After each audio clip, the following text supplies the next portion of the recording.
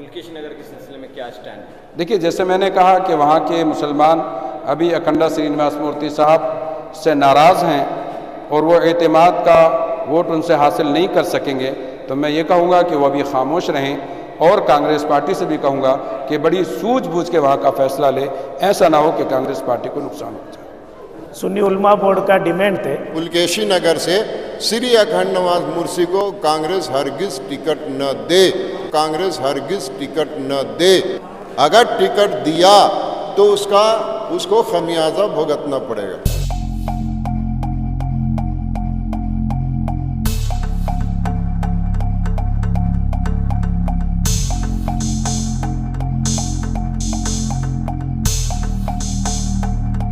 मौलाना, आज की इस मीटिंग को तलब करने का थोड़ा जोर से बोला। हमारा सिर्फ मकसद यही था कि इलेक्शन जो कर्नाटका का करीब है तो मुसलमानों के साथ खोखले वादे ना किए जाएं। जो सेकुलर के नाम पर जो पार्टियां हमारी रियासत में हैं, मैं उनसे गुजारिश करूंगा कि मुसलमानों के तनासुब के एतबार से, उनकी फ़ीसद के एतबार से उनको सीटें दें उनको, और देने के बाद वहाँ पर जो सेकुलर पार्टियों के कायदीन हैं, रहनुमा हैं, रहबर हैं, वो वहाँ पर उनको जाकर जिताने की कोशिश करें। हर मर्तबा मुसलमान पूरी कोशिश करता है लेकिन बहुत कम वोटों से वो हार जाता है, जिससे हमें बाद में तकलीफ़ होती है। तो आज का मकसद सिर्फ यही था कि चाहे जनता दल हो या कांग्रेस हो, दोनों मुसलमानों की सीट का तनासुब बढ़ाएं और उनको जिताने की कोशिश करें, और अगर वो जीत जाएं तो उनको अच्छी मिनिस्ट्री दी जाए, अच्छे ओहदे दिए जाएं, ताकि जिस कौम का वोट लेकर वो आगे आए हैं उस कौम के लिए वो काम कर सकें। कितनी सीटें देना चाहिए? तकरीबन कांग्रेस और या जनता दल दोनों को 25 से 30 सीटें तो अभी रियासत कर्नाटक में मुसलमानों को देनी चाहिए।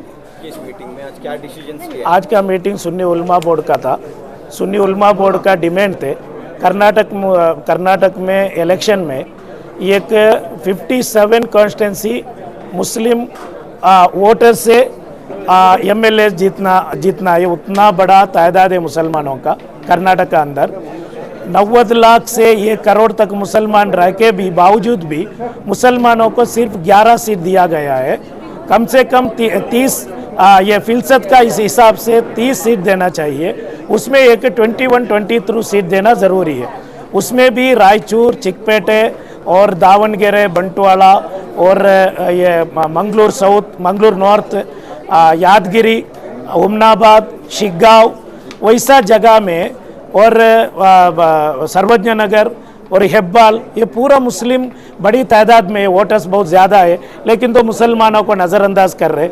इसलिए अभी जो बचत का सीट है उसमें 12 सीट अभी भी मुसलमानों को देना ज़रूरी है। वो सुन्नी उलमा बोर्ड का एक डिमांड था। और सेकेंड वन ये था, वो 4% ये 2B का कैंसिल कर चुके हैं, लेकिन तो कौन भी सेक्युलर पार्टियों मुसलमानों का बारे में कौन भी आवाज़ नहीं उठा रहे। हमारा बच्चे बहुत परेशान उठा रहे। अभी तो नीट का एग्ज़ाम आ रहे, तो दीगर एग्ज़ाम सब आ रहे। उधर जाके 2B में पूछे तो 2B आपको नहीं है, आप EWS में जाओ करके बता रहे। ये क्लैरिटी नहीं है। मुसलमान बच्चे बहुत परेशान में। क्यों कांग्रेस और JDS का टीम लीडर्स इसका बारे में आवाज़ नहीं उठा रहे? और JDS ने कहा कि वो जब पावर में आएंगे तो इसे रद्द कर देंगे गवर्नमेंट। नहीं, अभी तो क्या करेंगे? अभी तो इलेक्शन, ये तो एडमिशन का मौका आ रहे। अभी तो मार्च खत्म हो, अप्रैल आ रहे। अभी तो बच्चे को PU सीट, डिग्री सीट और नीट का ये सब ये क्या एग्ज़ाम ख़त्म करके एडमिशन का टाइम आ रहे। ये एडमिशन कहाँ जाएंगे मुस्लिम बच्चे? बहुत बड़ा परेशान है। सुन्नी उलमा बोर्ड क्या कोर्ट से इस मामले में रुजू होगी? वो तो सुन्नी उलमा बोर्ड पहला से ये कोर्ट से कटकटाने का फैसला किया थे, लेकिन तो कुछ सियासी लीडर्स, थिंक टैंकर्स क्या बताए, हमें मिल के करेंगे, इसलिए हमें भी इंतज़ार कर रहे क्या हो जाएगा इंशाल्लाह। अगर वो नहीं हुआ तो ये सुन्नी उलमा बोर्ड आगे बढ़ाएंगे। अगर कांग्रेस आपने जितनी सीट मांगी है, अगर कांग्रेस उतनी सीट नहीं देती है तो आपका क्या अगला कदम क्या? वही है। अभी तो डिमांड रखे गए 23 सीट का। अगर नहीं दिए, अभी तो एक लिस्ट, फाइनल लिस्ट आने का बाकी है, 70 सीट बाकी है। उसमें नहीं दिए, इंशाअल्लाह आइंदा दिनों में कौन सा फैसला लेना है, सुन्नी उलमा बोर्ड बैठेंगे, फैसला लेंगे। कांग्रेस और भी पार्टियों का ये कहना है कि हम टिकट देने के लिए तैयार है, लेकिन कैंडिडेट जीतने वाला चाहिए। वो भी उनका भी जिम्मेदार है। दूसरे कम्युनिटी वाले को मुसलमानों जिता रहे, वैसा उन्होंने मुस्लिम कैंडिडेट को भी जिताने का बहुत बड़ा जिम्मेदारी रहते है। सिर्फ ये सीट देने का नहीं है, उनको जिताना भी है।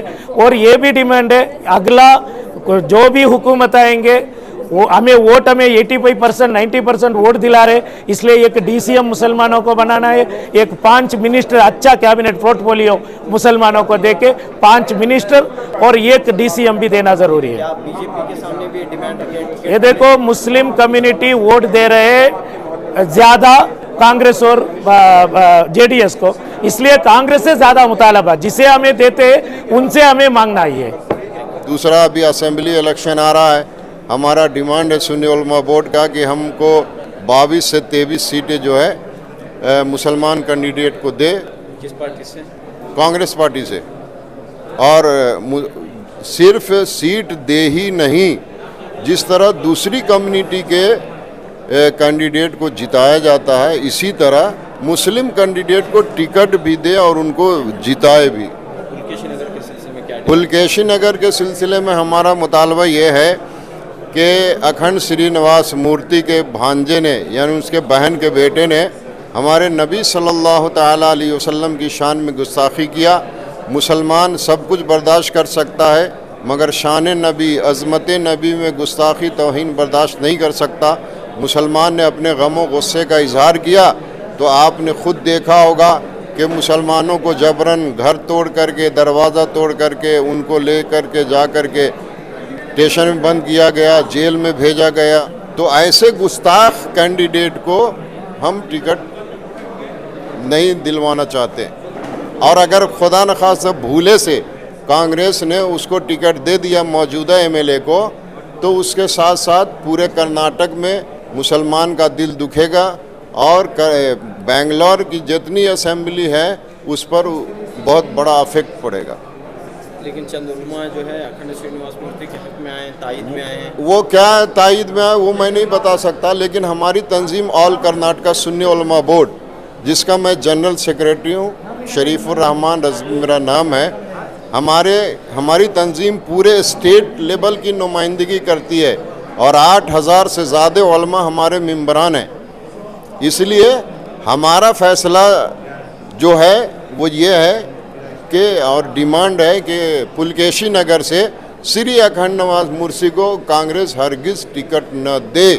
अगर टिकट दिया तो उसको खमियाजा भुगतना पड़ेगा।